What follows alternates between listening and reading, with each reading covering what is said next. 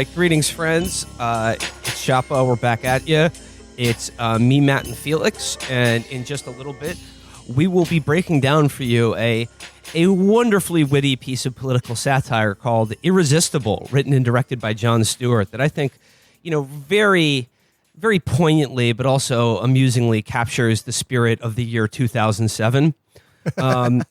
We'll have a full dossier for you on this wonderful film that we all enjoyed very much. But before we get to that, just briefly at the top of the show, I'd like to address a little bit of late breaking news that I'm sure you, the listener, will be interested in. I'm speaking, of course, about we all woke up today and found out that the FBI had arrested our girl Ghislaine Maxwell, and wouldn't you know it, she's just been living in the United States all this time. Weird. What? It's weird that she didn't flee the country or anything like that. She's just been hanging out. And, look, especially on issues like this, all one can really do is baselessly speculate. And, that's why you come to us. And my initial read and gut instinct on this is do not hold your breath like this is going to be some kind of dramatic other shoe falling, chickens coming home, like all the dominoes finally in place moment, because this just reeks of limited hangout to me, and the fact that she was arrested now, just it seems like they wouldn't have done that if they didn't have all their ducks in a row, and whatever perjured testimony she'll offer in exchange for immunity will be used to cover up the crimes of many rich and powerful people rather than bring them to justice. That's my quick take on this. Or they'll just lose her. They'll just be like, she's back. Yeah, she's back in New Hampshire. What happened? We turned around and she was just gone. Yeah, I like that she was in New Hampshire the entire time. Just going back and drunk driving between Bedford and Worcester, Mass. going on listening to Centerfold by Jake Idle's band.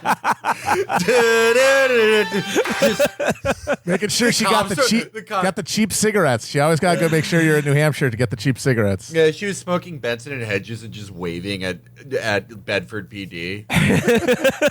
Hey, you know what? What the fuck was going on? New Hampshire is the live free or die state, and now she will be either living free or dying very soon. Yeah, one or the other. My guess is that she will not get Epstein. I think that Will's correct. This is all to put the thing as close to bed as possible. Yeah.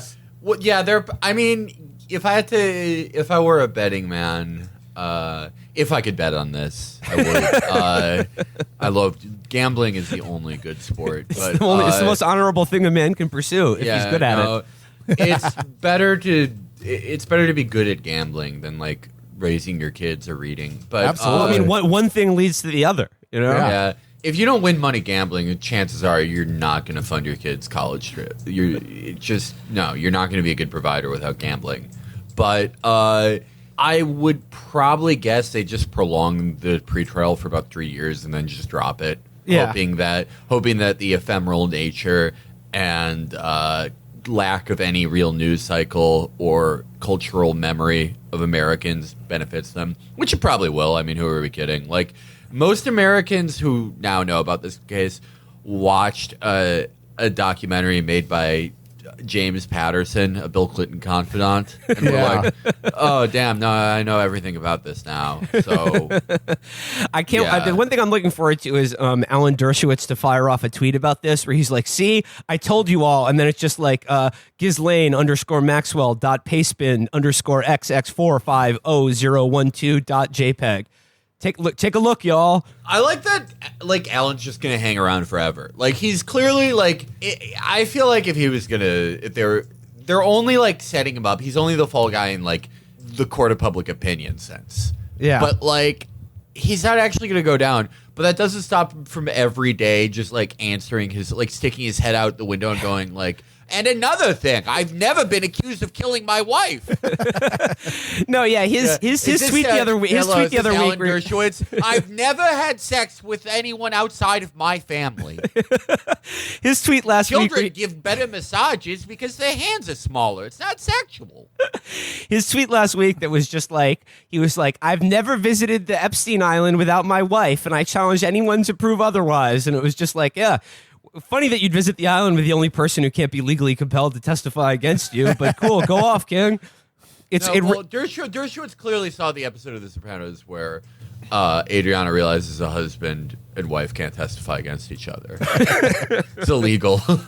He was like, and I'm also marrying my daughter. They really can't testify if they somehow end up falling off of the Brooklyn Bridge. That's for sure.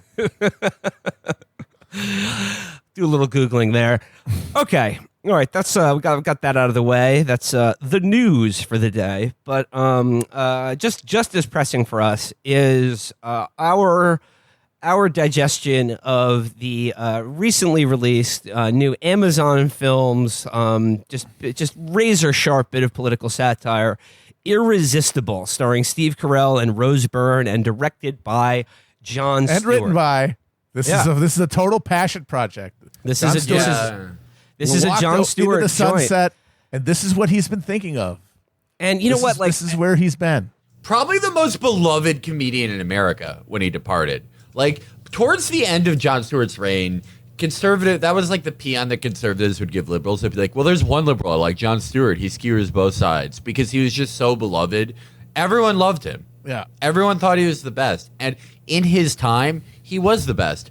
But comedy's very ephemeral. This movie is a really brutal cautionary tale about the half-life of political satire. I lost it, man. I just kept thinking of that scene from Bottle Rocket when the old Indian guy tries to do the crack the safe and he just can't do it, and he's like, I lost it, man. I lost it. And Owen Wilson goes, did you ever have it to begin with? Forget it. Just forget it, man. You can't do it because you never knew how in the first place. And I mean, I will say Stewart in the moment was able to channel the moment in a way that was decently useful, but he lost it, man. And we'll go through the movie in a way that preserves its wonderful surprises for you, the listener. Sort of recreate the experience of watching it for you. But I mean, I guess like just the main takeaway I have before we start talking about the actual movie is that the only way this film makes sense is if this is just a screenplay Jon Stewart had written on like the weekends in like the height of the Daily Show, and that's been sitting in like a chest for the last 10 years. And then like Amazon was just like, oh, well, yeah, we'll just make a movie, put it out.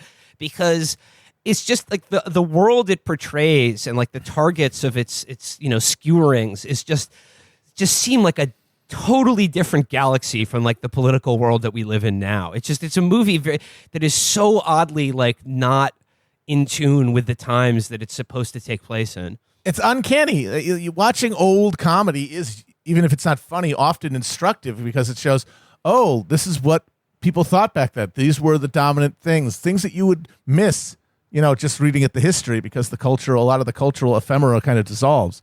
But it's incredibly disorienting watching something that was made now that feels like an amber-trapped period piece. An Andrew Trap period comedy from a different era. That's wild. It is. It's like, in that sense, I really enjoyed watching it. In that sense, like seeing the exact culture of 2006 at a high frame rate in 1080p in modern fashion and modern actors and the modern Steve Carell, not Michael Scott Steve Carell, but like the sort of bearded Steve Carell.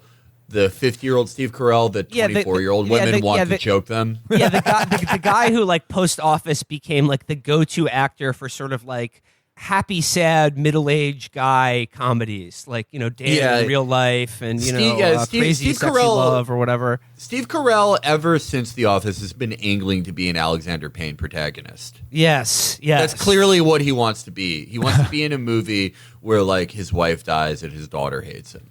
It's funny you bring up Alexander Payne because, I mean, like, Election would be the counterexample to this, which is a movie basically about the 2000 election, but holds up in every possible respect, and has only gotten sharper, really, in retrospect. Alexander Payne's the master. He's the king. You listen to the show and you're like, who do you guys like besides like John Carpenter or The Sopranos or Scorsese? Alexander Payne.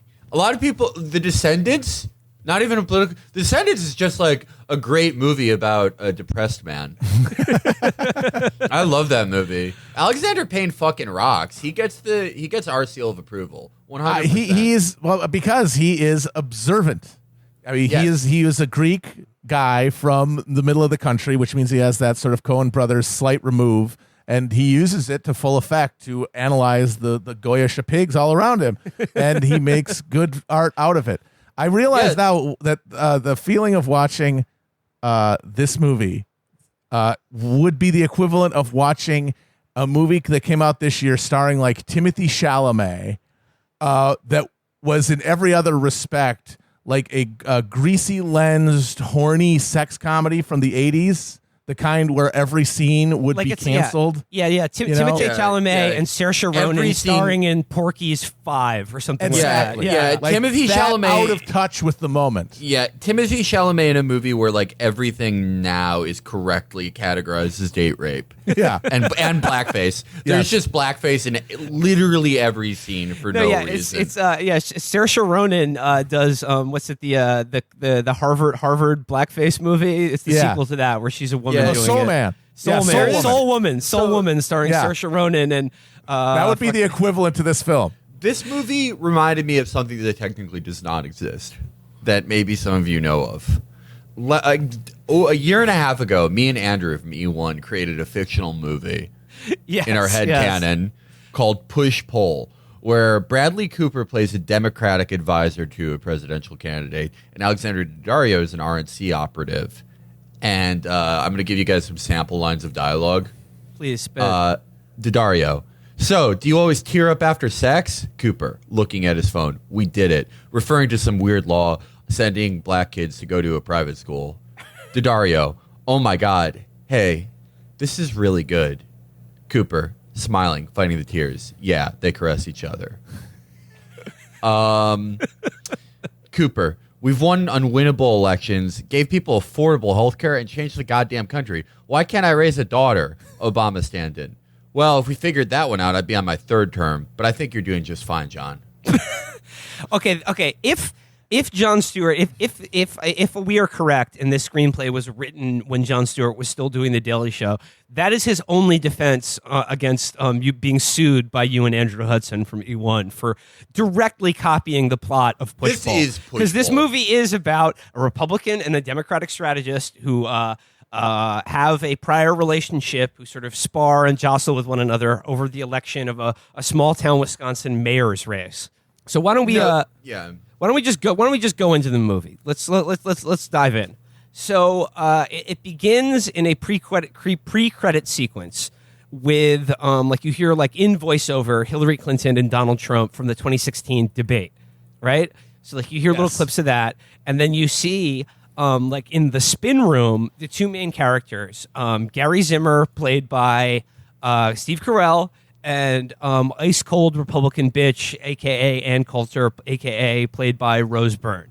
I mean, that was like the first thing that was like dramatically out of place in this movie for me, was Rose Byrne's character as the sort of like icy, sexually voracious blonde who's like, you know, offensive and calls guys pussies. Like it seemed like she was a stand-in for that Ann Coulter archetype that was like the avatar of like a Republican, like evil, bitchy, ruthless Republican. Like sort of like, or like otherwise known as Felix's dream woman. Yeah. There's no comment whether you know if a waspish woman about heights 5'7" to 5'11", of 80% Anglo or Saxon extraction, who was sexually cruel and a very icy personality. Whether or not I would put a dairy farm in her uterus, she behaved as Rose Byrne does in this movie. But you know what I mean, though? Like, it's so clear her character is a stand-in for Ann Coulter. She's like Laura Ingraham. All these women are like 85 now. Yeah. And it's just like, if this movie were genuinely written about 2020 or about this current moment, like that character would be like some daffy, like internet lunatic, like Laura Loomer or fucking Cassandra Fairbanks. It would just be like... It would be just like some pure like internet grifter hustler who's just not even good at her job, or like, you know, is anything like reaches the level of like a respectable political operative. Like all those people, all those archetypes of the Bush years are gone. Like, they're I mean, they might still hang around Washington, but they're just collecting paychecks. They're not driving any of this shit. They're not making us all dance on their puppet strings. We're way beyond any that level of control of the narrative. Yeah, and guys who have been like wiping the mustard off Donald Trump's hot dogs have more power than these people. All they like that happens to them is Qataris pay them $3 million a year to access their Rolodexes. That's it. They don't really have any influence anymore. Yeah. And like the other than that, like the first clue that I think that I perceived that this movie was written in 2007 is that, like, you know, it cuts back and forth between Carell and Rose Byrne in the spin room post debate, and it starts out with they're both flacking for their candidate, Clinton or Trump, and you know, Carell is just like, oh, he's lying to the American people. And then Rose Byrne's just like, actually, he's not lying to the American people. And then their dialogue goes into a kind of like a fake sort of like a dream reality where they're speaking the things that they're thinking. And what they're saying is, hey, I'm lying to you. I'm here talking to you because I'm the best at lying. And that, like, you're coming to me for the lies that I tell you. And I remember that was literally a joke that Jon Stewart did on The Daily Show like 15 years ago, where it was just like, they call it the spin room. The journalists go to the room where they're telling you that they're lying to you and then reporting on the spin that they're, you know, pitching you. So like that was a classic Daily Show bit. And this was just, you know, made manifest in this screenplay, in this film. So of course, you know, like we all know how the 2016 election turned out. It goes from there to sort of like a pan through Steve Carell, who's the, you know, hotshot Democratic strategist who just blew the 2016 election. As the camera pans through his house, and like there's a shot of it where it's just like there's a photograph of him and Bill Clinton, and then he has books on his bookshelf written by both Bill Clinton and Alan Dershowitz. And I was wondering, this is where my brain began to wonder, like, how self-aware of itself the movie is. And it's a question that's still open in my mind. Like, I haven't fully resolved in my head, like, just what the point of view of Jon Stewart and the people who made this movie is about its main character and people like him. And, you know, Carell, he's in bed and, like, you know, there's like a liquor bottle on the floor, and you could tell that he's just like, you know, like wasted, strung out, and like, you know, defeated and humiliated by because there's a goddamn brutal... Cheeto in the White House. There is a Cheeto in the White House, and he assured everyone that there was no way the Cheeto would win. Michigan, it's not even Wisconsin, a human being. It's a giant Pennsylvania. snack treat. How could it become president? It's absurd to even suggest. What? If you told me dude, if you told me in 2015 that a tangerine tyrant would be in the White House, what the F? What the actual F?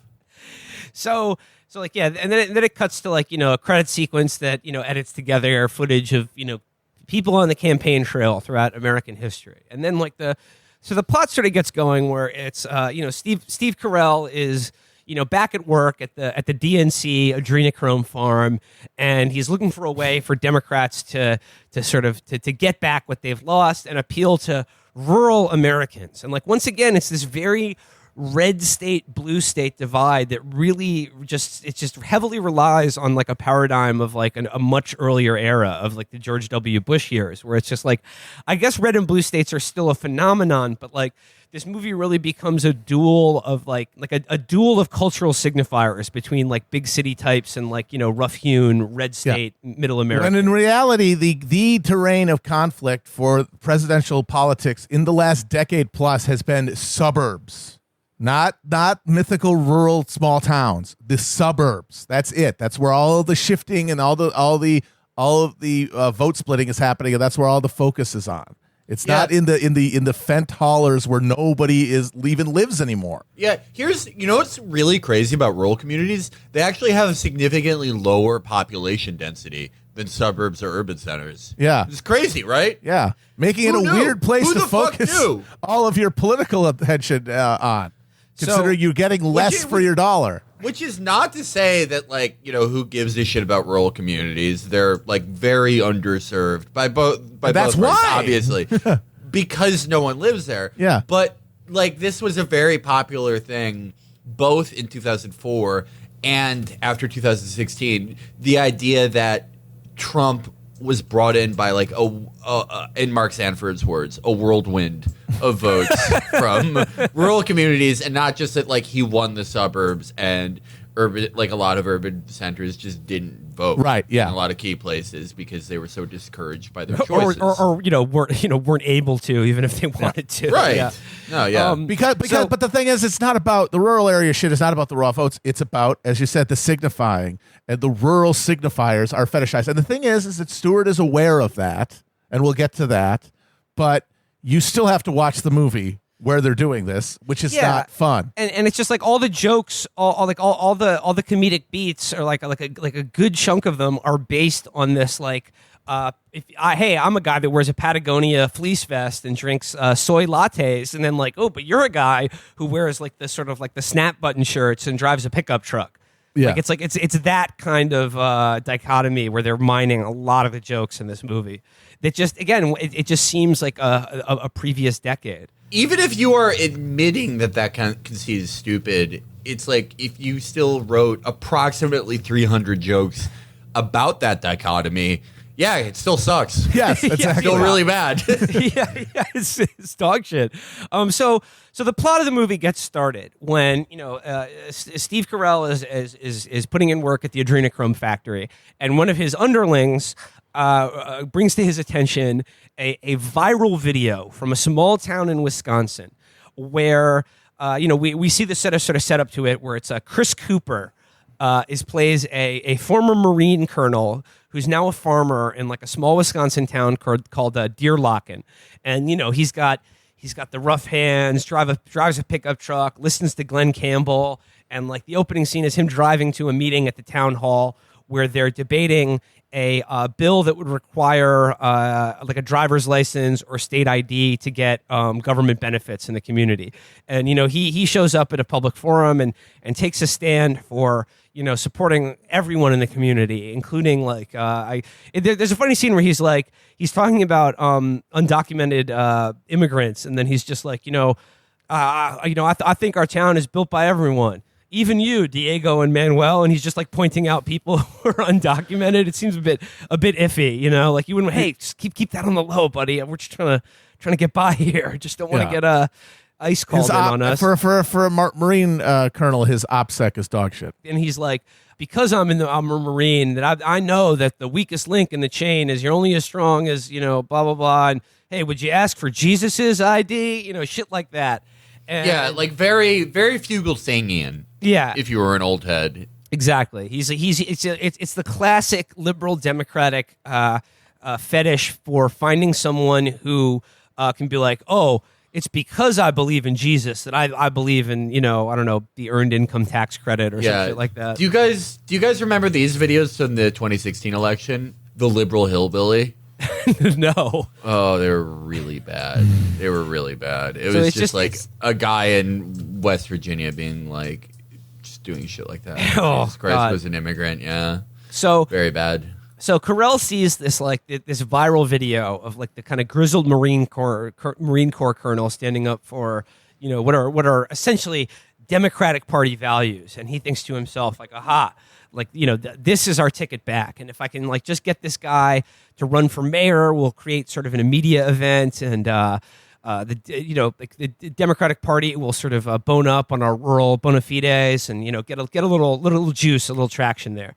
So he travels to Wisconsin. And there's a scene with him driving into town where while Chris Cooper was driving to the town hall, he's listening to Glenn Campbell. And Steve Carell's driving into town, and like he's on the radio, it's the same Glenn Campbell song. And then there's a scene where he changes the radio station from that to Terry Gross and NPR. And then it's just like you hear the NPR music, and then it's just like this is NPR. You're listening to all things gay. Yeah, this is Homo Pussy Hour. Later, we'll give crying instructions. So he pulls into town and goes to the local watering hole. And in the beginning of a baffling long shot joke, he walks in and he's like, "Hey, I'm gonna relate to these small town guys." He's like, "I'll take a burger and a bud. Boy, that sounds good. I love a domestic macro lager and a delicious hammed burger. Yeah, give it to me." And the guys at the bar kind of like look at him like, "What the fuck?" And then but then lo and behold, they bring him a Budweiser and a burger, and he makes small talk with the townies, one of whom is played by Will Sasso. And a totally underutilized performance. I mean, if Sasso's in the movie, I'd like to see more of Sasso. Has Jon Stewart not seen Drop Dead Gorgeous? Yeah, perfect. Honestly, fantastic. Tour de force comedic performance by Sasso in that movie. If you actually wanted to make a comprehensively funny movie, have Will Sasso in the Steve Carell role. Yeah. Now we're talking. No, Will Sasso is a comedic genius. He's one of the greatest and one of the only actors who made good vines. His vines were really Oh, They were the funny. Sasso vines are so fucking With the funny. lemon He's and shit. so Fantastic. He was an absolute king. One of the still And one he of the could greatest. bring the correct, because the thing about like this, we'll get to it, but this movie is poking fun at Steve Carell. He is a subject of humor. His pretensions are to be undermined. His assumptions are to be interrogated by Jon Stewart. But he fundamentally, there is a sense of identification with that character, when in fact that character, for this movie to be meaningful at all, should be fatter, stupider, more contemptuous in every way. And Yeah. I think Sasso could have brought that out. So yeah, he's at the bar, and then there's a bit where he doesn't realize that Budweiser bottles have twist off caps, and he asks for a bottle opener. He's like, my hands are too Jewish to open this beer. Yeah. If only I didn't have my foreskin taken off. Do you have any beer for pedophiles? And then so he gets a room. He rents a room above the local the bar, the Hofbrau house. the Hofbrau Palace. And then immediately there's the beginning of one of many jokes throughout the movie about how he asked for the Wi-Fi password, and they're like, "What's that?" Or they don't have Wi-Fi, and this is this was a real swing and a miss here, because everywhere in America has Wi-Fi now. You know, How do you this think is people in these communities get on Facebook and accuse each other of not raising each other's kids? yeah.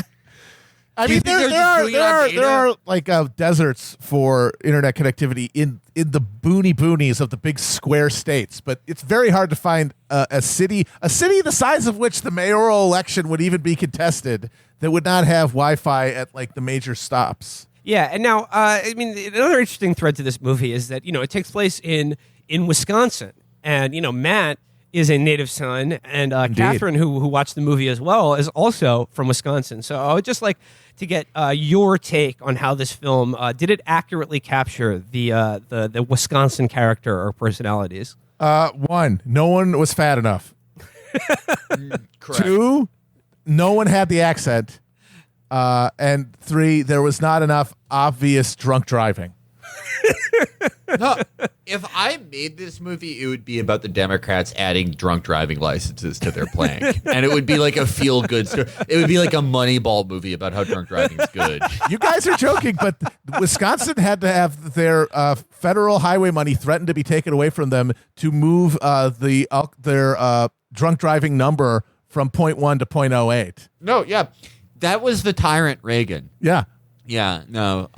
Most of the people who are part of my foreign fighters contingent in the Alberta independence movie are former Wisconsinites, hoping to find another drunk driving sanctuary.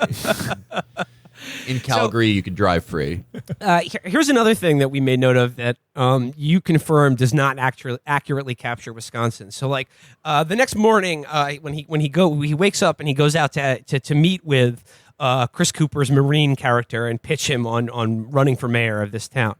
He stops out at the local bakery first, and they're like, "Oh, well, if you're going to see the colonel, please take him his pastries. He can be grumpy in the morning without a little snack or whatever." And Carell just sort of awkwardly and nervously plays off this his comfort with talking to normal regular Americans. But then there's a scene where he's in the car and he tries some of a little crumb cake or a little local. It was pastry. streusel. It's streusel, and then he just sits in his car and just blows ropes straight into his Dockers from eating a gluten-based pastry for the first time in probably 20 years. Yeah, I've only been eating Soylent. I have no idea what flavor is. This tastes even better than a smooth boy. And Matt, you pointed out, the film really tries to play up this idea that hey, outside of big city America, the local cuisine is actually quite delectable or just really rich and authentic. Because it's using real flavors. It's no, it's the same fucking processed, fried, pressed corn slurry as everywhere else. Especially with the Northern Tier. The only culinary innovation of the Northern Tier of states is put cheese in it. That's it. So he rides out to the farm of the Marine. And, he's just sort of like, hey, like, I saw your viral video and it really spoke to me. And, like, I'd like to, bend your ear for a tick about something. And then, of course, Chris Cooper hilariously gets him to participate in, like, a day's worth of chores, maintaining his farm.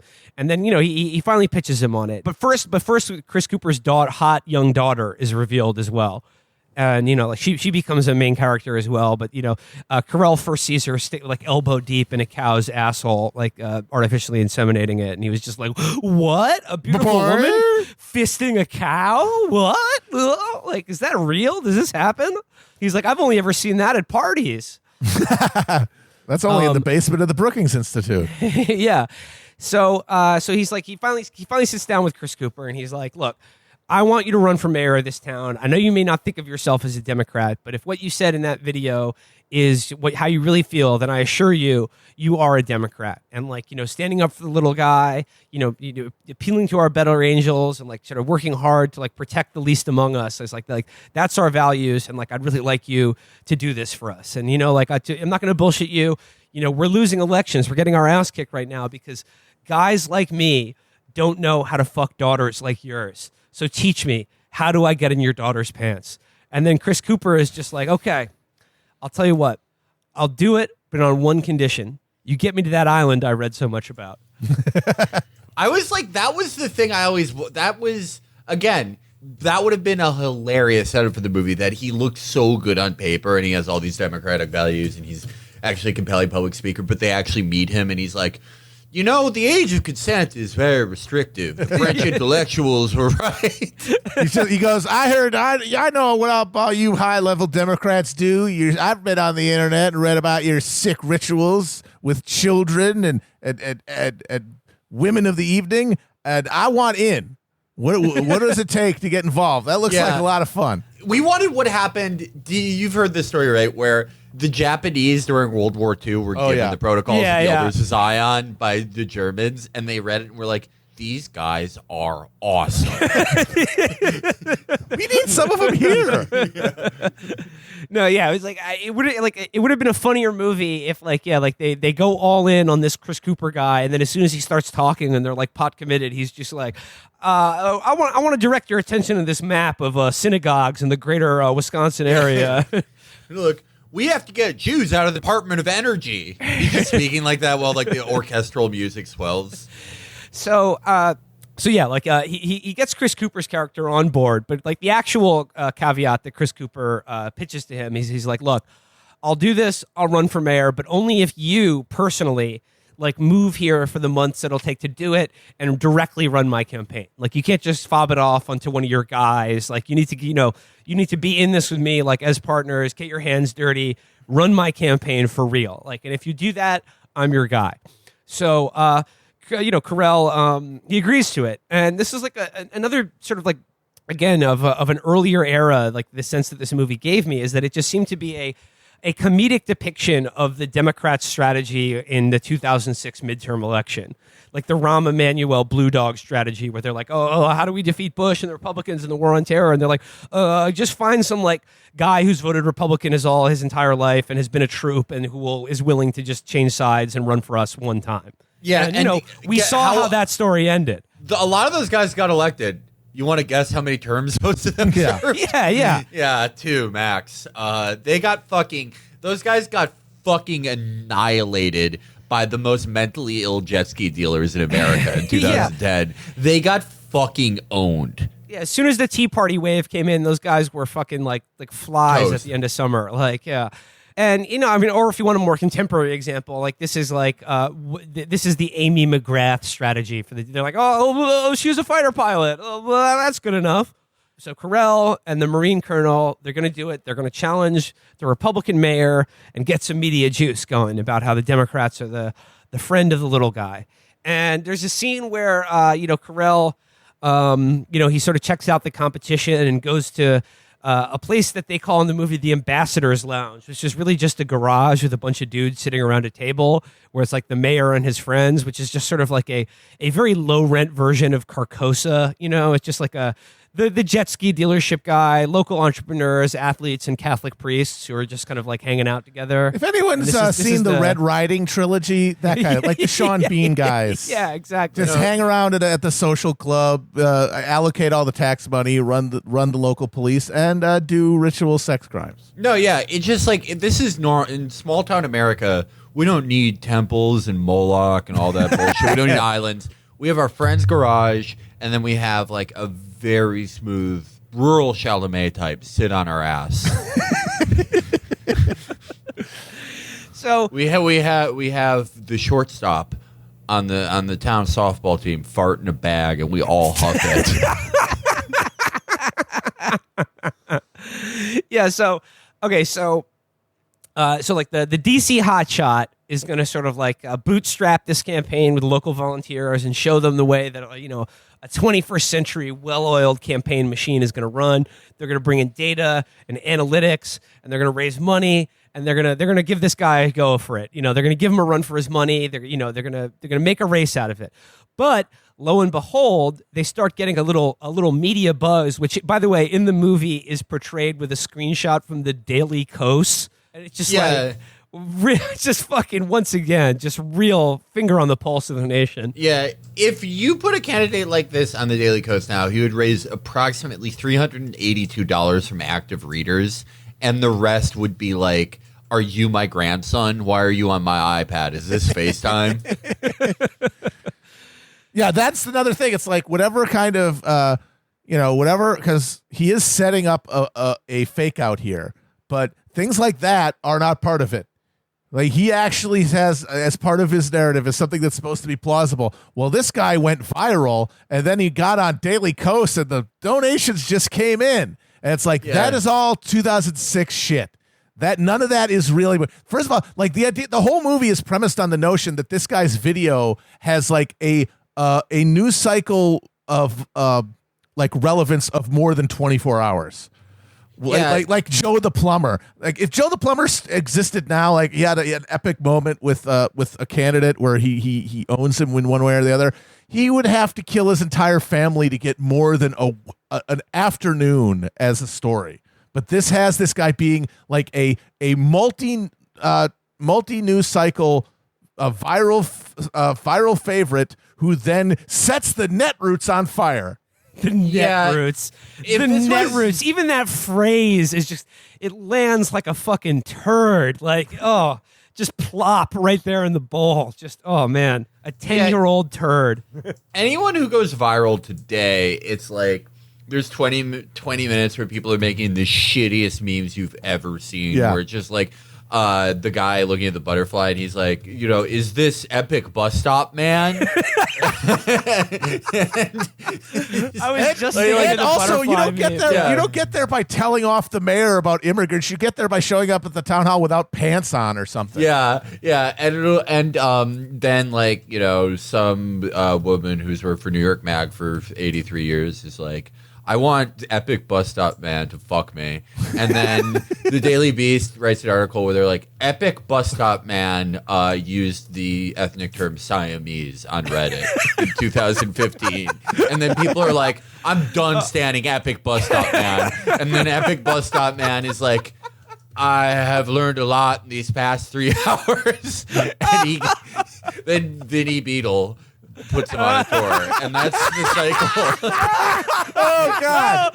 That is the perfect cycle of memification for our current moment. Yeah, Goddamn. this movie needed Vinny Beetle to show up in like a fucking stolen Ford Taurus. Or like, yo, Dad, you want to box the Bagel Boss on a decommissioned riverboat used for gambling? Yeah. We're gonna stream it on my website. Jon Stewart, you're a millionaire. Help us pitch the movie Epic Bus Stop Man. So Steve through Daily Kos and the Netroots, the Marine Colonel begins to get some media hits and a little bit of juice. But, for every action, there is an equal and opposite reaction. The Republicans see this, and they're like, aha, we're not going to let this go uncontested. And they send in their hotshot campaign fixer, the Ice Queen, played by Rose Byrne. And she shows up in town to run the Republican mayor's campaign. And of course, it's revealed that her and Steve Carell have a prior romantic relationship or, hook up with one another. And, she shows up and like immediately she's just like, hi, Gary, how's your pussy, you homo? And then he's just like, okay. I see you're out of your old ways again. And she's just like this sexually alpha, like a Republican ice queen who licks his face to say goodbye to him at one point. Yeah, alpha posture. That was kind of hot. Yeah, Felix is very, very torqued. Am I the only guy who thinks that's hot? Like, sort of. I can it see depends this. on I who can does, see who it. does it. It's not my favorite Like, thing. if a I get hot it. woman did it, okay. Or just treats you like shit, or just is kind of contemptuous, but like, yeah, as you said, sort of sexually cruel. Yeah, that's every man. every Jewish man's dream.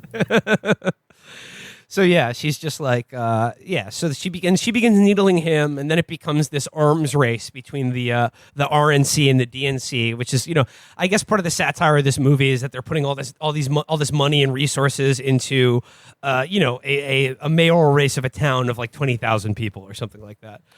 Like they go to the fish fry and polka, and they're at one point, the Steve Carell character, like literally, she's like, okay, I'll make a bet with you. Like whoever wins this race has to eat the other's pussy for an hour. And then Steve Carell's just like, okay, you're on. You're going to be tuck a napkin in because you're going to be eating my pussy tonight. Where he's just like admits that he has a mangina. Yeah, it's good stuff. And then they begin showing like within the movie versions of the campaign ads that each of the sides will run, and like the Republican attack ad on the Marine Colonel is again like it's just totally out of the Bush era where there's like a wolf stalking through a forest and they're like, who do you want to keep you safe? Like vote for strength. And it was just very much of that era. Whereas I feel like if the attack ads were it about 2020, the attack ads that they would run on him would be like, don't bother voting for the Marine Colonel. He's already been executed secretly. It's only a tulpa that you're seeing on your television and on the ballot booth. Don't bother voting for him. He's already been tried for treason and child pedophilia. Yeah, he is currently serving in the Magneto prison at the Earth's core. Committee paid for by Majestic 12 for Mayor Fuckler. And then like the Democratic Party's ads for Chris Cooper's character are like they do a version of the Eric Greitens ad where he just fires a fucking like 50 cal like technical into like a pond, and then he's just like, not your daddy's Democrat. Except it was the Republican guy who did that. But I see what they were going for. Greitens did the minigun just into like a water trap at a golf course and was just like, yeah, problem Democrats. Yeah, Greitens was like, and then, of course, he did a bunch of you. Yeah, they were like, Greitens was like, I will be the most Me Too'd governor in the history of. Well, I was going to say, and then he won, and then did a whole bunch of rapes, and then had to resign. But oops. But that's a very good moment to reflect on the film, because what is his attempt? What is Stewart's attempt to parody the Greitens video where the guy empties a Gatling gun into a pond? He has him empty a machine gun into a pond. There's no escalation because what are you going to do? It's already at the highest level of absurdity. Like trying to make campaign ads hilariously, absurdly heightened is a fool's errand, because of all the political things, they're the most heightened. They're already there. He shot a gun into a pond, and then you just showed your guy doing it. That's just a reference. That's not a heightening or a joke on it. Another version of an ad that I think would be like more in tune with the current moment would be if it was like the Republican mayor's wife who has like a barcode haircut singing like a very bad version of like My Country 'Tis of Thee over footage of like, I don't know, illegal immigrants jumping over a fence. And then but holding a gun too. So the problem, what you referred to, that this, like, the palette is already absurd. And so with political ads, at least, you can't make it more absurd, so you're just stuck with, like, a shitty, like, hey, remember this? The lowest form of humor. Remember this? Remember this? Remember this? It's a problem throughout political comedy, I'd say for the last, like, 5 to 10 years, and I call it, like, the Seth MacFarlaneization of political comedy. Yeah. Because everything is just pure reference and, like, jamming one reference into another. So, like, if you watch, like, the Modern Daily Show or anything, it's just, like, oh, there's a new Trump thing. Is that like alternative facts? Remember that? It's just it's all just trying to trick your brain into rewarding itself for making a connection. Yeah. And there's no actual observation. And I have sympathy for it because it is hard to like exactly. Yeah, it's hard. It's already at its most ridiculous. So you have to like work a little harder than maybe you had to a while ago. Yeah. But it's also like, well, Trevor Noah makes like $15 million a year. I have very little sympathy. Yeah, no, that's it. It's a harder job, but these guys aren't up to it, is what it comes down to. No, yeah, even if it was easy. The going got tough, and they said, "Fuck it, I'll just sign a check, or I'll just cash the checks." Like another really like awkward feature of this movie is that it portrays this small town as sort of fallen on hard times. You know, like the main street, a lot of the storefronts are boarded up, and you know people are looking for answers because they're struggling more and more every day. But the movie's reason for that is that it's set up as like it's never spoken at in terms of like the offshoring of manufacturing or deindustrialization. It's because the Marine base in the town closed down. Yeah. So it's just like the problem is we're not spending enough on the military to support small town America, apparently. Yeah. Where's that military Keynesianism? Bring it back. You're making a movie about rural and specifically like Rust Belt decline and never mentioning NAFTA. Yeah. Not for a second. What the no. fuck, brother? Industrialization has nothing to do with it. It's just some DC idiot drew a line in a expense report and cut out the funds for our base, and now we're all poor. That's the thing. Those were the jobs that paid really well in the Rust Belt. The military, being an enlisted man in the military, not fucking manufacturing back when wages kind of kept in pace with the CPI. No, it's the fucking military. You cash out there. Yeah, it's like but all the car dealerships that sold pickups at wildly inflated interest rates, they're all gone now.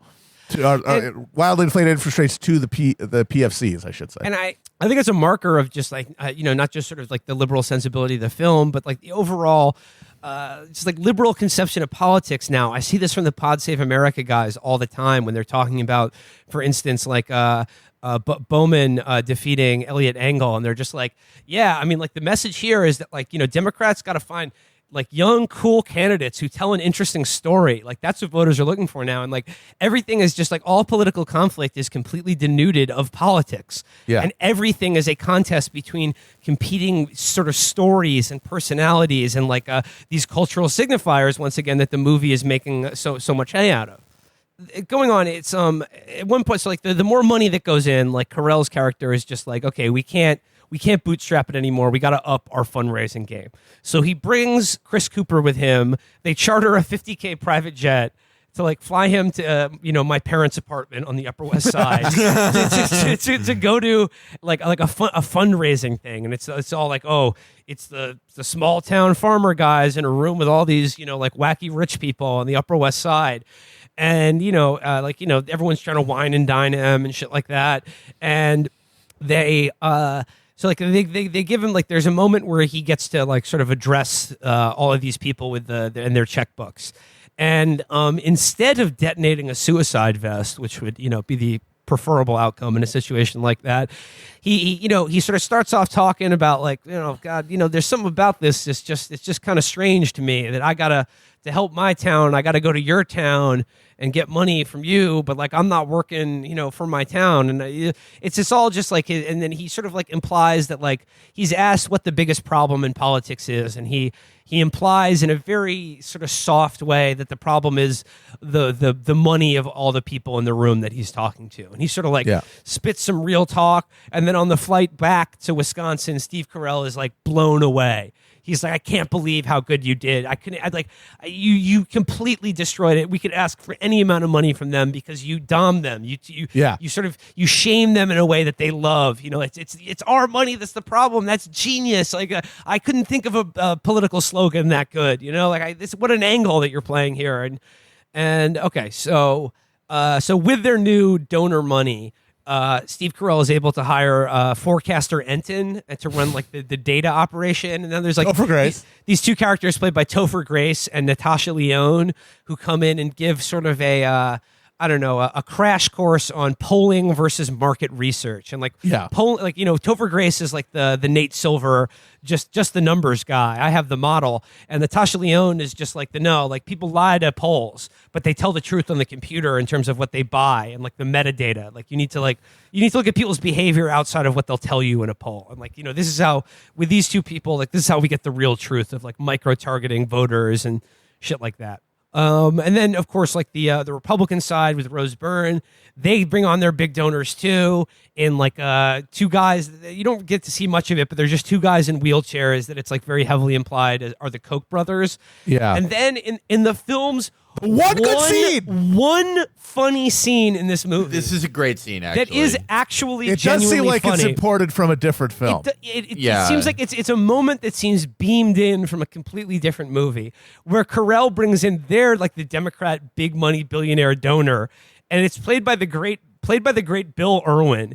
He's like a sort of a hybrid of Sheldon Adelson and Elon Musk. Yeah. Who has suffered some series of mini strokes and now walks around in sort of like a mech skeleton that moves his limbs for him. He has an exoskeleton and like a Stephen Hawking style voice box, but then it doesn't work and it's like jerking him all around, and he's like, and then all he wants is just for them to support Israel, which is like that was the only moment of like. And he asked what his opinion on the occupation of a specific settlement in the West Bank through a robot voice that sounds like a see and spell.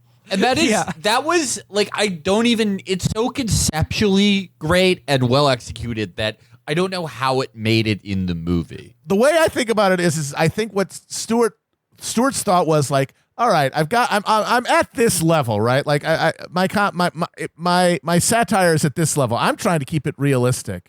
And then he probably thought of that scene as like a little color, like a little bit of exaggeration to make the rest of it pop.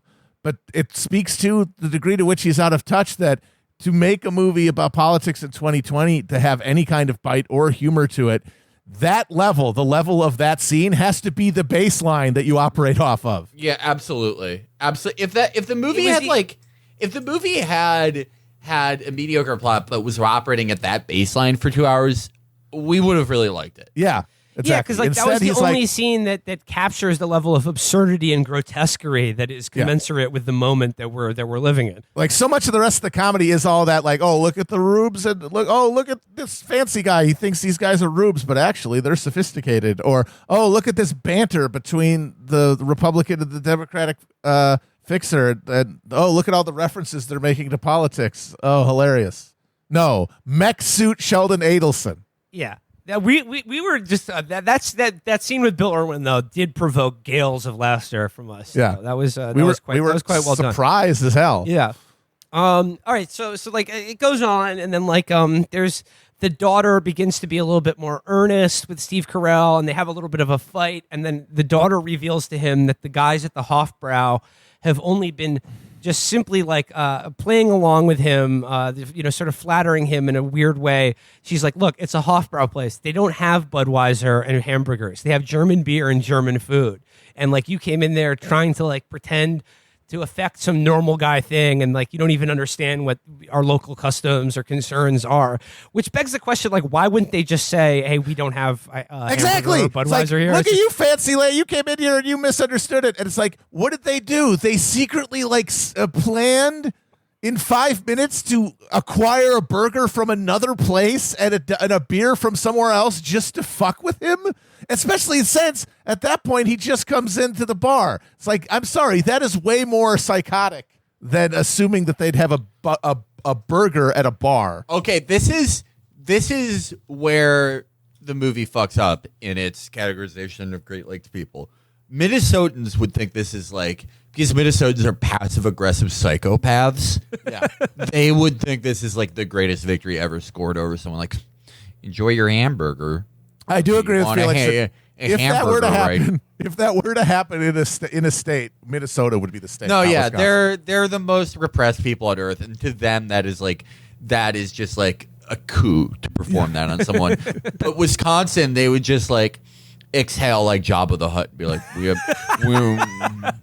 have sausage, we got sausage and more sausage. We have knockwurst, bratwurst, fatwurst, burgwurst. We got liverwurst on Friday, and then he would just trail off for approximately 9 years. That's correct. That's all But right. yeah, the That's all Minnesotan, authentically. the Minnesotan would just like, he would jack off to serving the guy the spite hamburger. He'd be driving 20 miles to the nearest gastropub that has hamburgers, just chuckling the entire time. Yeah, he would just be in his car like, fucking idiot, a hamburger, just like to the next. He's going from Eden Prairie to Edina, picking up a hamburger. You're gonna eat the fucking hamburger because they like every Minnesotan. They fit like the psychological profile of a serial killer because they were like embarrassed in Miss Gunnarson's class in fucking third grade, and it just made them the most repressed psychopaths ever. But they pride themselves on being nice. Wisconsinites, like, Minnesota's a way better place to live. Wisconsinites, though, I appreciate. They're about what they're about, openly. Oh, absolutely. It's You know, because they're I too like drunk. it. They're too like. There's no way that they would be able to hold that plan together long enough due Yeah. to being shit faced. Minnesotans, Minnesota shit is like, you have a dark family secret and you can only communicate it, like, over words with friends. That's it. That's correct.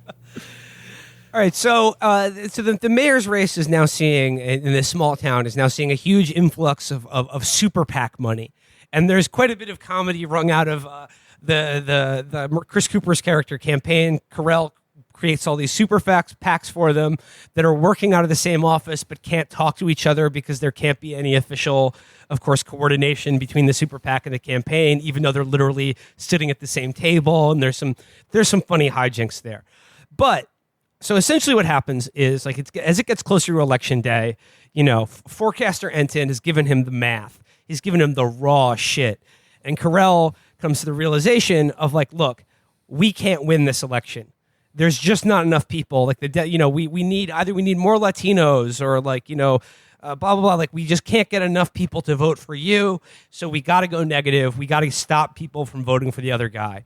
And, then there's this question of, it turns out that the Republican mayor used his authority to intervene in the case of his brother, who was like an oxy addict. And after he was arrested, he pulled some strings to get him into rehab instead of prison. And, there's like this whole thing between Chris Cooper and his daughter and Carell where they're like, hey, I thought we were the good guys. We're supposed to, when they go low, we're supposed to go high or whatever. And like, they don't want to play dirty pool. And Steve Carell's like, look, elections are just math. It's just numbers. And like, if you want to win, like, this is what you got to do to win. And like, so like he's flummoxed by this. But then he gets this other bit of, so here's where the twist is revealed in the movie. Where like, while there's this conflict over like, are we going to go dirty or not? The daughter goes on her own into the house of the Republican mayor. And you're like, what? Like, why are they sort of collaborating? And as they're talking, you become aware that this whole election is Chris Cooper and the Republican mayor. All sides are actually working together to do this kayfabe contest between the two of them to just finesse, just like fleece the DNC and RNC and their super PACs of money that they're giving to these campaigns, right? So like that's the reveal. And the Republican mayor character is like, look, forget the thing with my brother. What we'll do is we'll give them something even better than that. And they concoct a fake story about how he has like a bastard daughter that Steve Carell sort of foolishly releases on election day, and then it's sort of debunked in real time that like, oh, actually it's his niece, and it blows up in his face, and they go to the polls and it's like razor tight, and then in the most bizarre scene in the movie that again is another clue that this was written in 2007 is there's this one scene on election day where they just plug in shots of Antifa and tiki torch wearing alt-right guys And turning out on election day. Black Lives and Matter, Black Lives people. Matter. So it's just like no dialogue, like no gag set up. It's just they just show you these groups of people. They're like, just to remind you, it's 2020. The year is 2020 now. I remember these things from the very recent past.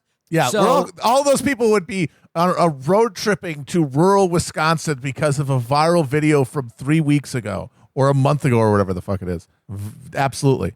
eventually what happens is Steve Carell, in like a Kaiser Soze bulletin board moment, realizes that his underling from the very beginning of the movie that showed him the viral video that began this odyssey and like this whole election contest between the two national parties was from this small town in Wisconsin, and that he knew the people that Carell had been interacting with on the campaign. And he's like, what?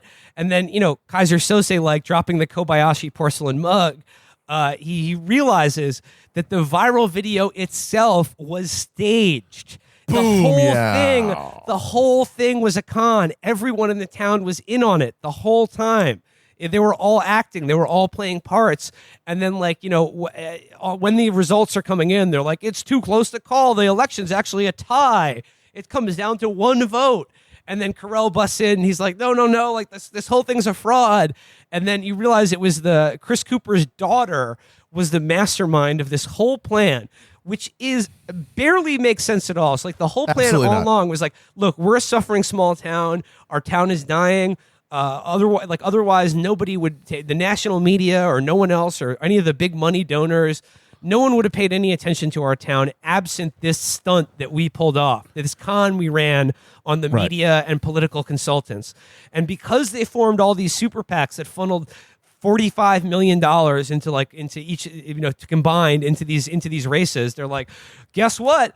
According to campaign finance law, that money doesn't need to be accounted for. So, presumably, they're just going to take $45 million and spend it on whatever they want to do to fill in potholes and, build a hospital in this town, which I don't think really makes sense. I don't think that's legal. It doesn't. Well, I mean, beyond legal, Yeah. the vast majority of money that any of the campaigns or super PACs spend is on salaries for guys like Steve Carell.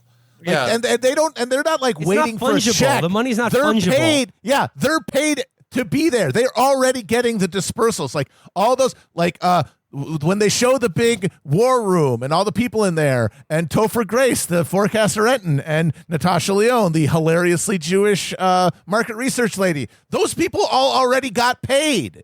So unless they're breaking into their bank accounts, there's nowhere for them to rake the money off of. The money all goes to the fucking the DC scumlord class. That's who gets paid for these. Yeah. Otherwise, it's like, we're gonna do this insanely convoluted stunt so that the Holiday Inn by the highway is full for a month, and the diner gets record business for the weekend. Yeah, there's the money that doesn't go to paying for the salary pays for ads and media buys. Yeah, so the local radio station, probably the Madison stations for radio and television, presumably, depending on where. They don't really say where this, but wherever the nearest metro area is that they're in the zone of, those are the guys who got all the money in the local area. And the thing is, like you said, if this was a trick to get the national media to pay attention so that they could set them straight, that would be cheesy, but at least it would be plausible. But he has to go to this goofy con thing because he doesn't have, I don't think, the conviction behind any actual prescription to give anybody a big speech about what middle America needs. Instead, it's if they just had the money from these rich guys to build a hospital, then for the town of 5,000 people, then the economy would get fixed. I mean, this is why, if we take this con seriously as representing a point of view of the actual point of view of the filmmakers, it's, in a vacuum, not that bad, because I think what the film is saying is that, all of the slogans and policies and wonkery and data and media hits that both of these political parties fight each other with for the votes of these small town people and in Rust Belt dying communities and all pockmarked across this great land of ours, that essentially at the end of the day, like all of their problems, like it's not complicated. Like what they need is just a direct transfer of cash from wealthy people directly to them so that they can, invest in their own infrastructure and community in a way that will be sustainable or provide jobs or whatever. But I mean, it's so bird brain because essentially like it's liberal mindset where it's just basically the point of the movie is like, we need to get big money out of politics. Yeah, that's the main problem. And like most of the prescription about the political culture isn't that it's like so much that everyone is venal and greedy and a piece of shit and that has no actual interest in improving anyone's lives. It's like it's too partisan. Yeah. Which was sort of the hallmark of the Jon Stewart viewpoint. And it's like I don't give a shit. Like whatever. If something's funny, I generally don't really care if it's like Armando Iannucci, famous. Yeah. Like I had to unfollow him on Twitter, but has written some of the greatest political satire of all time. So whatever. To this day, still writes it. Death of Stalin was hysterical, but this falls short in that avenue. None of the political satire is good. Satire. It's not so much about how shitty the consultant characters are and how awful they are. It's that they have these sort of cultural foibles, but like it's the same American comedy problem that you can't ever have a character that's nakedly detestable and irredeemable, even if they are your main character. It's a problem. It's a thing that's why Danny McBride's the master. When Danny McBride writes satires, he starts out with the baseline that everyone is disgusting. Yes. Yeah, and whereas Jon Stewart really does think it was just everybody is basically everyone is essentially has good intentions, and the thing that stops us from exercising our good intentions is the damn super PACs with their damn hysterically flattening ads making us hate each other. Yeah, and it's just like all of the jokes are like the targets of its satire, and like it does skewer the Rose Byrne and Steve Carell characters as being sort of like, selfish, narcissistic, disconnected from anything real in Americans' lives or politics. But it's not nearly mean enough. In fact, it's not mean at all. And it's just like, it's hard to gauge the level of disgust that Jon Stewart actually has for particularly the Steve Carell character. And like he makes fun of him, but like ultimately he's not like a bad guy. But the real life version of Gary Zimmer is like a demon. Like an absolute monster. Like nothing, absolutely nothing redeemable about him whatsoever. Sociopath. Because that's the people who are selected by that system. To get to that point, you either have had all humanity drained out of you and become a fucking Gnostic archon of evil, or you never had it to begin with, Kumar. One or the other. And and also like at the end of the movie, of course, like when the jig is up and all is revealed, there's a sort of like a scene of all the townspeople talking to each other about like, oh my God, I never thought we'd get away with it. I was so nervous, but also offering like, quite nuanced and sophisticated political takes. We're like, oh, actually they are very well informed. And like Will Sasso and the other guy are just like, hey, it's like I always said, is when the news becomes entertainment, like that's when we're all really, screwed then, and like they'll have these like nuanced, smart political takes or whatever. But ultimately, like the town, there is no conflict between like the Republicans or the Democrats or even a right and there's a no left. Conflict at all. There's no conflict at all. Like there's no real political issues that are being debated or fought over. And like the townspeople don't really have any beliefs or commitments outside of a kind of a gentle humanism. That's lacking in big city America. Like you don't need to make them into hooting chuds. That would be flattening too. But they don't have any political views, and that's because he's not comfortable with that. He's not comfortable with ideology. I mean, he looks back. He has apparently said, "Oh yeah, I kind of embarrassed about the march on the March for Sanity or whatever the fuck it was." But this proves that he hasn't learned anything, because at the end of the day, his whole like I am a comedian dodge was premised on the fact that he does not have confident political beliefs. He is fully a liberal in the sense that he has a liberal's faith in the American political system, and because the American political system is so grotesquely unmatched to the basic well-being of its citizens, that conflict has to be confronted at some point for you to get anywhere meaningful in your like an analysis, and he just can't make the push. And so And- he punts. He will always end up punting on actual questions of ideology. And also- I do agree with that. Like, I'm a comedian dodge. I do agree with Stewart's even if like people think it's a dodge, and in some ways it could be. I agree with that. Like the I do too, the yeah. general But, like, it message. comes Like we from put him too much from that. stock in our culture. But yeah, like even if you are a lib, like Iannucci isn't totally afraid to say what he believes, and that's the difference. Yeah. That is And the key difference. He's also not afraid to be like absolutely like nauseatingly scathing about the people he's portraying. Like they're who are, Yes. yeah, and like so it really lands and hits. And like speaking more broadly, it like this as in terms of this movie revealing the limits of this kind of liberal lib mindset is that like on their own.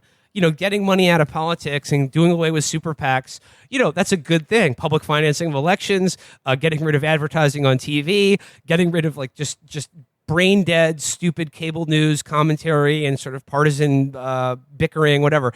In and of themselves, those are fine. These things are making our country stupider and more corrupt. But like you could fix all of those things. But like if people still don't have money at the end of the month, it's like the material reality is in like the viciousness of this country is not really going to change. Yeah. It's like And- it'll make our maybe our elections a little bit more fair, Yeah. but like but ultimately like it's without anything underneath it, it's very hollow. without people being able to actually exercise democratic influence through coordinated activity beyond the very unorganized and frankly shitty end state of voting, where it's almost impossible to coordinate action at all to get meaningful influence. You need things like, I don't know, a labor movement to do that. And what is the big, like, there is actually, in the bare schema of this movie, there is a decent policy proposal, which is, I mean, the happy ending here is that the town got a bunch of rich people to give them money without them knowing it, and they used it to build a hospital.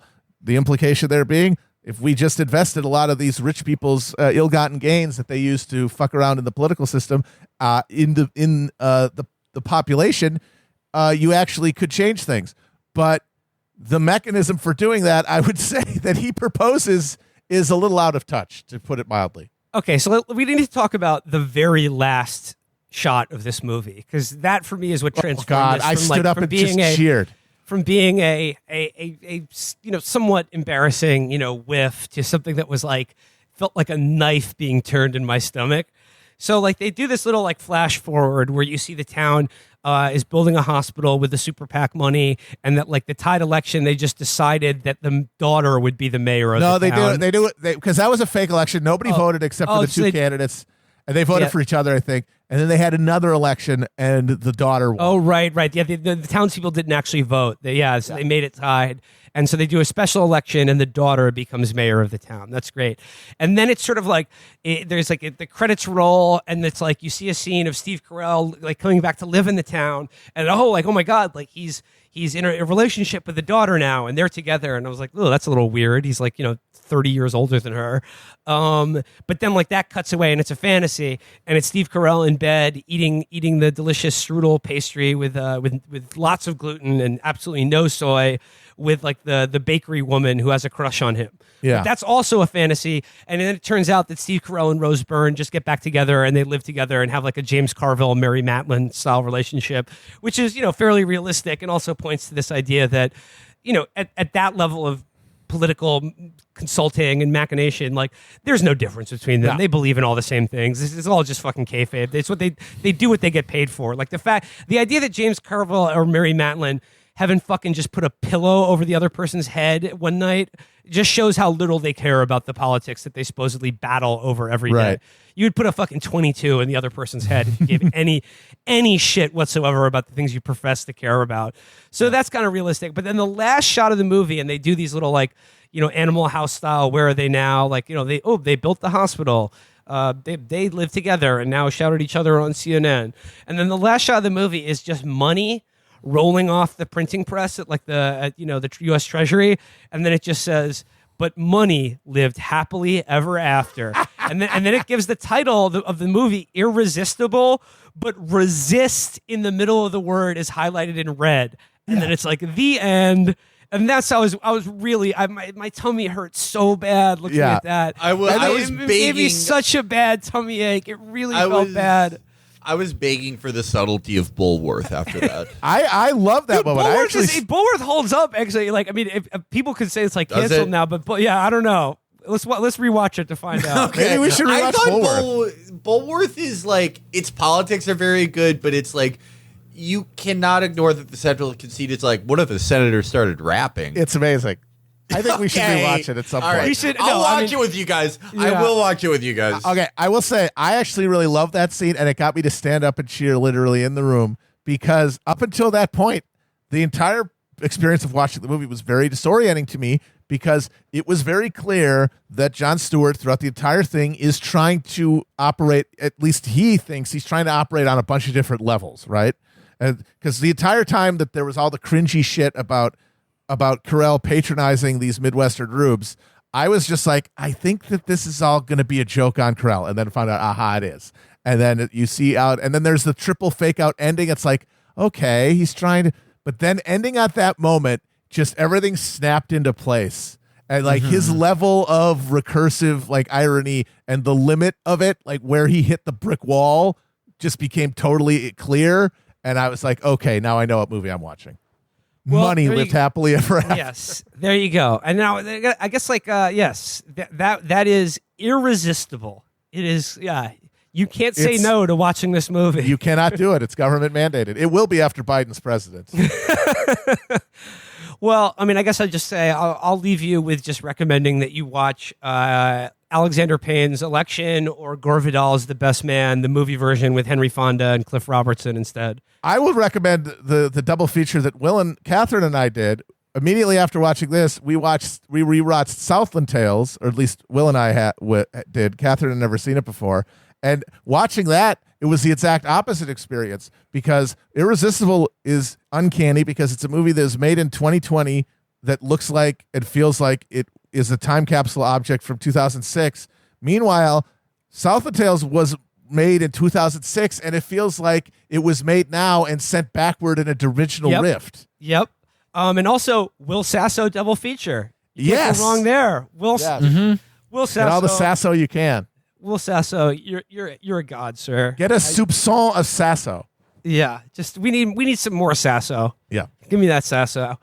Okay, guys, that does it for us this week. That was Irresistible, a cautionary tale for political humorists everywhere. Yeah. It's like sometimes you got to retire. I can't wait till we make the shittiest movie ever in 15 years. No, I can't- 15 years from now. Oh my God, we're gonna finesse the plug so bad and make the most pitch perfect satire of the 2020 election in the year 2040. Yeah. Yep. I just want to make push pull now. Like, I'm pissed that I did. Like, push pull's better than this, but Absolutely. Unquestionably. yeah. Because it's all, it would presumably all be the kind of awful banter between the two. And because there, you think, at least I thought at first that the Rose Byrne Steve Carell relationship would be more of a driver, and it isn't. It's just sort of in the background, which makes it frankly worse. But there is one scene when they do the kind of politics-based banter back and forth that was genuinely just skin-peelingly terrible. And I know that Felix could do a better job. No. Well, I mean, crucially, like, you know, if you and Andrew wrote that movie, like, you'd be coming from a place of like actual revulsion and hatred for the people that you're portraying. yeah. Can I read you guys one last? Yeah, bit let's close out with this. Hit Let's close us. out with Let's the do it. Okay, Let's do it. Cooper, it's not a good idea, Tyler. We're completely opposed. It would tear the political world apart. Ninja opening White Claw. You see those guys over there? We all met competing against each other. I know that elections are pretty freaking different to try and blow up your boy in a game, but we had money and pride on the line. I'm not saying we're going to end up like you guys. Tim the Tap Man. Tell them the truth, Ninja, about our honeymoon. Other guy. That's just wrong. Ninja flicking off Tim the Tap Man. But if a bunch of freaky gamers could drop the trash talk and see their people behind the clan tags and the keyboard, yeah, man, I think two people who work in politics could do it. And if it doesn't work out, just vote her out. Cooper, looking at selfie he took with Daddario at Washington Monument wistfully. Ninja. John, go W key for your girl, man. Ooh. Wow. Wow. Okay. We'll leave you with that. Our DMs are. If you made Megan this, Ellison, our DMs are open. yeah, if you made this movie, contact me. I could write this movie in an afternoon. Me and Andrew. We're only asking for $10 million. Let's make it happen. If you're a Hollywood pedophile that listens to our show, and I have good reason to believe many of you are, Yes. dude, let's give us the green light. Come on, baby. Let's go. All right, go. guys. Bye-bye. See you later. Yeah. Bye-bye. Simply